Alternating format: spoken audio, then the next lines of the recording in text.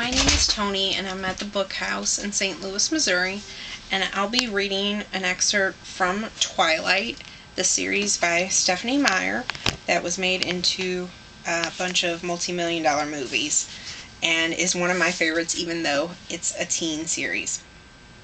It was there, sitting in the lunchroom, trying to make conversation with 7 curious strangers, that I first saw them.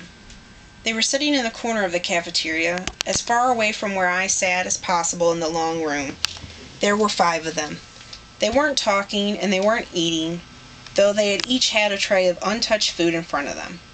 They weren't gawking at me, unlike most of the other students, so it was safe to stare at them without fear of meeting an excessively interested pair of eyes. But it was none of these things that caught and held my attention. They didn't look anything alike.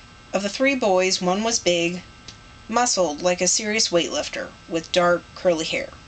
Another was taller, leaner, but still muscular and honey blonde.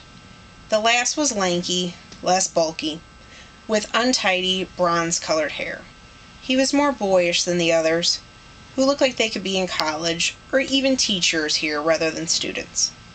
The girls were opposites. The tall one was statuesque. She had a beautiful figure, the kind you saw on the cover of Sports Illustrated swimsuit issues, the kind that made every girl around her take a hit on her self-esteem just by being in the same room. Her hair was golden, gently waving to the middle of her back. The short girl was pixie-like, thin in the extreme with small features. Her hair was deep black, cropped short and pointing in every direction. And yet, they were all exactly alike. Every one of them was chalky pale, the palest of all the students living in this sunless town. Paler than me, the albino.